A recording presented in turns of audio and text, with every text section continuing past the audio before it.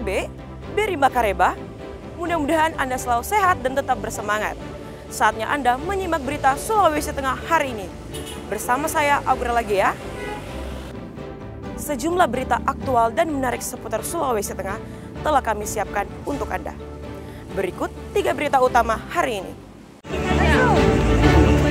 Puluhan siswa yang keracunan usai menyantap makanan bergizi gratis masih dirawat di Rumah Sakit Trikora Salakan. Sistem buka tutup jalan diterapkan di kawasan kebun kopi pasca longsor beberapa waktu lalu.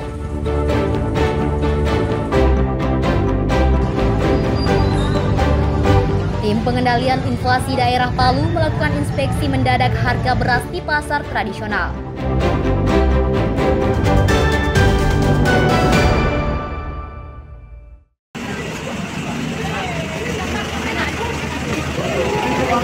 Sebanyak 44 dari 230 siswa yang mengalami keracunan usai menyantap makanan bergizi gratis hingga Kamis siang masih dirawat intensif di Rumah Sakit Trikora Salakan, Kabupaten Banggai, Kepulauan. Lebih 100 siswa yang sempat mendapatkan perawatan sudah diperbolehkan pulang dan berobat jalan. Puluhan siswa yang masih dirawat di rumah sakit saat ini menjalani observasi dan kondisinya berangsur membaik. Tidak hanya orang tua siswa, sejumlah personel kepolisian ditugaskan menjaga situasi keamanan di rumah sakit. Kepolisian Resort Banggai Kepulauan, Dinas Kesehatan dan instansi terkait lainnya sudah turun tangan menyelidiki kasus keracunan ratusan siswa tersebut. Sejumlah saksi telah diperiksa dan dimintai keterangan terkait kasus itu. Kemudian meminta keterangan dari petugas-petugas yang ada di rumah sakit maupun orang tua dari siswa-siswi yang mengalami gejala-gejala pusing, mual, dan muntah. Setelah itu kita mendatangi kantor daripada SPPG untuk kita mintai keterangan dari petugas SPPG dan mengamankan sampling makanan yang disajikan pada saat makan siang. Untuk selanjutnya kita lakukan koordinasi dengan Balai POM untuk kita kirim ke Balai POM Palu dan kita lakukan pemeriksaan. Tentunya nanti akan kita dalami lebih lanjut, ditambah lagi kita masih menunggu hasil lab daripada Balai POM yang ada di Palu. Sebelumnya, sebanyak 230 siswa dilarikan ke rumah sakit karena mengalami keracunan. Mereka mengalami gejala mual, muntah-muntah, dan gatal-gatal setelah mengkonsumsi makanan yang disajikan Badan Gizi Nasional.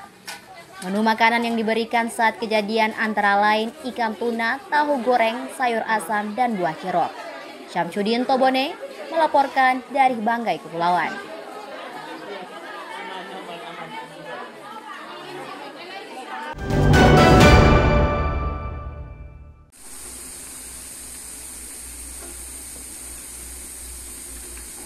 Longsor yang terjadi beberapa waktu lalu di kawasan kebun kopi Desa Toboli Barat, Kabupaten Parigi Motong, hingga kini belum ditangani secara maksimal.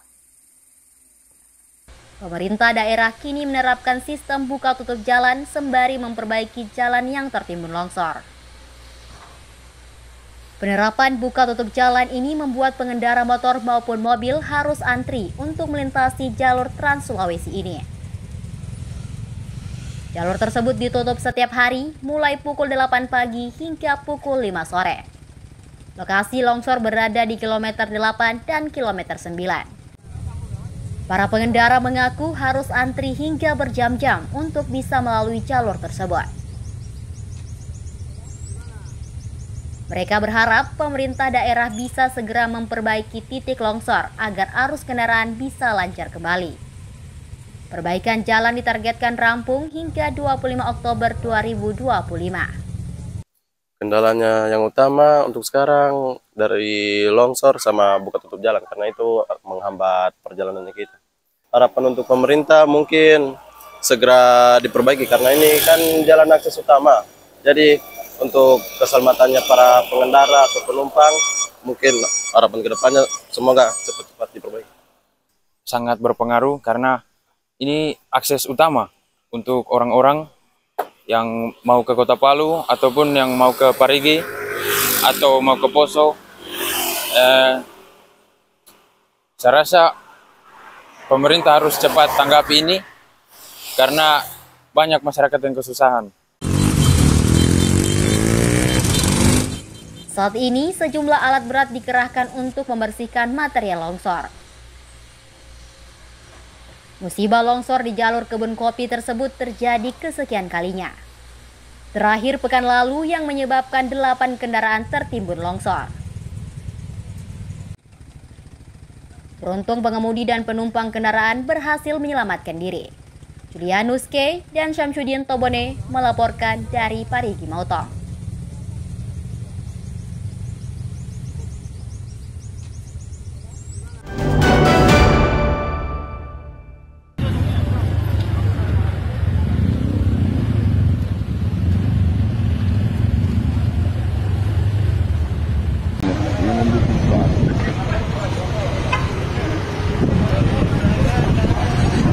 Rangkaian insiden pohon tumbang di Kota Palu dalam 2 pekan terakhir memunculkan kekhawatiran warga. Terbaru, sebuah pohon besar roboh di Jalan Sising Mangraja Kamis pagi. Meski tidak ada korban jiwa, kejadian ini mengulang insiden sebelumnya yang bahkan menelan korban. 2 hari sebelumnya, pohon di Jalan Ahmad Yani menimpa sebuah mobil. Sementara pekan lalu, sebuah pohon tua di depan SMP Negeri 2 roboh dan merenggut nyawa seorang anak. Pohon tumbang tersebut selain karena angin kencang, juga karena faktor usia. Untuk penanganan, Dinas Lingkungan Hidup Kota Palu memiliki 2 tim dengan total 30 personel, dilengkapi mobil kren dan mesin pemotong. Petugas memangkas pohon yang rawan tumbang, rata-rata 5 hingga 7 pohon setiap hari. Satu hari itu rata-rata yang mereka potong itu sekitar, kalau pohon besar itu 5. Satu tim ya, satu tim. Kemudian kalau mereka pohon-pohon dengan ukuran kecil paling dapat 7 yang mereka potong. Di antara hal juga yang perlu kita perhatikan adalah faktor tentang dilaksanakannya pemangkasan pohon selain dari yang dilakukan oleh DLH.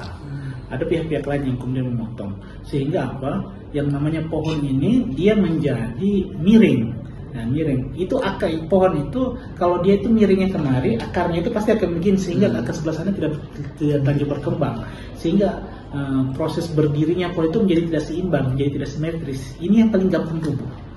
DLH juga mengimbau masyarakat untuk tidak merusak pohon, seperti mencacah batang yang bisa mempercepat kerusakan akar dan menyebabkan pohon mati.